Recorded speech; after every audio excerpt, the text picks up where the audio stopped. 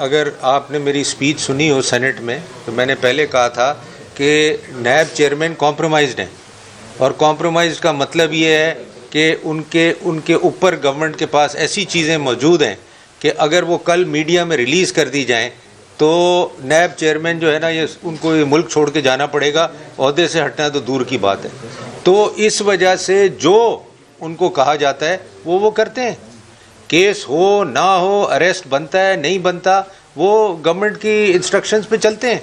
तो ये तो फैक्ट है। और जहाँ तक आपका क्वेश्चन था पैसों का, 6.5 बिलियन फाइनेंस मिनिस्ट्री ने रिकवर किए, टोटल 821 बिलियन नैब ने since NAB was created till today recover किए। अब ये बनते हैं 815 बिलियन जिसका नैब को हिसाब देना है। और हम समझते हैं कि ये कमेटी को ही हिसाब देंगे आके। हम हर हालत में नैब को बुलाएंगे और उनसे पूछेंगे कि ये 800 बिलियन कहाँ गए, ये गवर्नमेंट के पास क्यों नहीं जमा हुए। और गवर्नमेंट ने डिसोन किया कि जी हमें पता ही नहीं है कि ये पैसे कहाँ हैं। अब मैं थोड़ी बातें इन्फ्लेशन पे करना चाहता हूँ, फिर आपके क्वेश्चंस लेता हूँ। 3 हफ्ते पहले मैंने प्रेस कॉन्फ्रेंस की थी। चीनी उस वक्त थी 110 रुपये, 120 रुपये, और मैंने यही कहा था कि दिसंबर तक ये 150 रुपये हो जाएगी। और उसकी वजह मैं आपको बताऊं मैंने ये क्यों कहा था। ये तो नवंबर में ही हो गई 150 रुपये कि आपने 160 भी हो गई। आपने उठा के शुगर मिल ओनर्स पंजाब के अरेस्ट कर लिए, उनको आपने विदाउट एनी रीज़न उनको अरेस्ट करके बंद कर दिया। और उसके बाद जितनी पंजाब की शुगर मिल एसोसिएशंस थी उन्होंने कहा, और ये आप कंफर्म कर लीजिएगा उनको फ़ोन करके, कि कोई पंजाब में क्रशिंग नहीं होगी जब तक ये 2 आदमी रिलीज़ नहीं होंगे और ये मैटर सेटल नहीं होगा। और उन्होंने सिंध शुगर मिल को भी रिक्वेस्ट की कि जी आप लोग भी कोई क्रशिंग ना करें जब तक, और अगर अक्टूबर में क्रशिंग नहीं हुई तो मैं आपको बता दूं कि सवाल ही नहीं पैदा होता। 150 रुपये तो दूर की बात है कि दिसंबर में आपको चीनी मिले। तो अब इनको जाग आई है, इनको होश आई है। और हर चीज़ तो ये सिंध पे, जैसे शाजिया कह रही थी कि कुछ समझ में नहीं आता तो सिंध पे डाल दो। तो द फैक्ट इज़ कि ये क्राइसिस तो इन मेकिंग थी और इनको पता था कि ये क्राइसिस इन मेकिंग है, मगर इन्होंने कुछ नहीं किया। माद साहब की मैं सुन रहा था प्रेस कॉन्फ्रेंस और वो कहानी कर रहे थे कि जी सिंध वालों की वजह से। सिंध ने ये क्राइसिस शुरू नहीं की, ये क्राइसिस पंजाब ने शुरू की।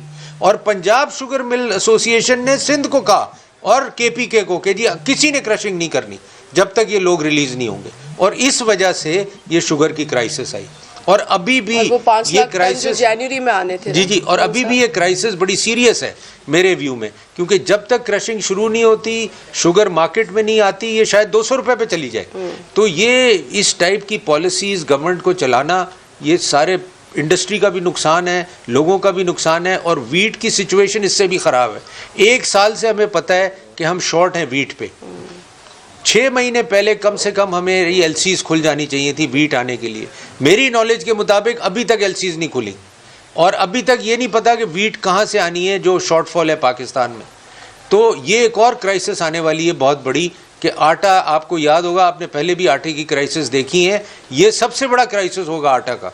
और वो भी उन्होंने सिंध पे ब्लेम कर दिया कि जी सिंध ने रिलीजेस नहीं की। अरे सिंध के पास जो वीट है वो तो उन्हीं के लिए है ना, उन्होंने क्या रिलीज़ करनी है। मगर there is a overall shortage, तो ये कौन पूरी करेगा? ना सिंध कर सकता है, ना पंजाब कर सकता है, ना कोई कर सकता है, ये तो बाहर से ही आनी है। तो उसका भी अभी तक कोई फाइनल चीज़ नहीं हुई। और यही आप देखिएगा कि वीट की भी बहुत बड़ी क्राइसिस आएगी, आटे की झगड़े होंगे, लड़ाइयाँ होंगी और आटा नहीं मिलेगा पाकिस्तान में। जी सर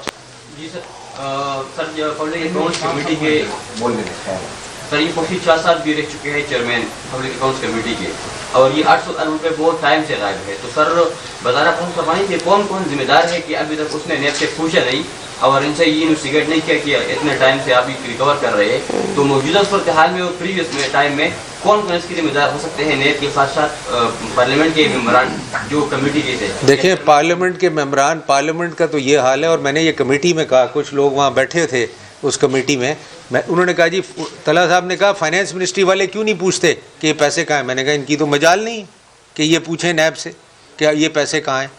पार्लियामेंट की मजाल नहीं है। मैं कहता हूँ कि पार्लियामेंट डरती है नैब से, हमारे पब्लिक, तो वो भी तो पार्लियामेंट का हिस्सा ही है ना। तो जब पार्लियामेंट चेयरमैन सेनेट डरता है नैब से। मैंने प्रिविलेज मोशन डाला, आज तक प्रिविलेज मोशन नहीं आने दिया। कि जी ये प्लीज़ वापस ले लें, आप प्लीज़ वापस ले, क्यों वापस ले लें, आके जवाब दें। और अभी भी मैं हर कमेटी में मैंने कहा है, जब तक नैब नहीं आएगी कमेटी में, मैं हर दफ़ा कमेटी में प्रोटेस्ट करूंगा कि नैब को हर हालत आना पड़ेगा और ये 815 रुपए का 15 बिलियन का हिसाब देना पड़ेगा। तो ये जब तक पार्लियामेंट पोजीशन नहीं लेगी, और ये पार्लियामेंट ही ले सकती है इनसे हिसाब, और पाकिस्तान में किसी में दम नहीं है कि वो नैब से ये पूछे कि ये 815 बिलियन कहाँ है। और इस ये जब पता चलेगा तो मैं आपको बताऊं, पूरे पाकिस्तान के रोंगटे खड़े हो जाएंगे कि इन पैसों के साथ क्या किया इन्होंने और लोगों के साथ क्या किया। It will be a horrifying story. Khalid Mahmood madam, कल भी इसी सूरत हाल के ऊपर जॉइंट अपोजिशन का इजलास हुआ, आज फिर पाकिस्तान पीपल्स पार्टी जो है वो डिनर पे भी जा रही है शहबाज शरीफ के।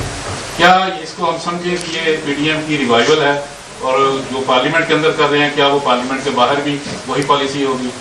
नबी तक पर नबी बाहर भी इकट्ठी होगी बस। हाँ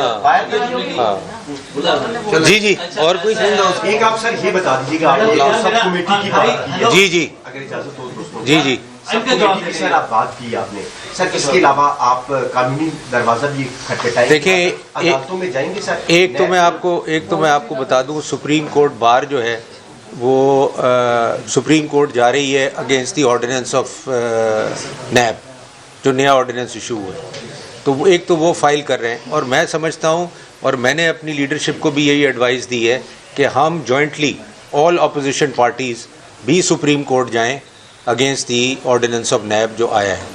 तो ये चीज़ होने जा रही है, मेरे ख्याल इन द नेक्स्ट वीक और 2 आपको नज़र आएगा, वो बार भी चली जाएगी इसके ख़िलाफ़ सुप्रीम कोर्ट, और पॉलिटिकल पार्टीज भी चली जाएगी रिकवरी के हवाले से सर। जी नहीं, अगर हम फेल होते हैं और हमें ये डिटेल नहीं मिलती तो ज़रूर जाएंगे। पहले में तो पार्लियामेंट का फोरम ही यूज करेंगे ना एज अ डेमोक्रेट। जी जी भाई। अच्छा, ऐसा है मैडम कि पिछले कुछ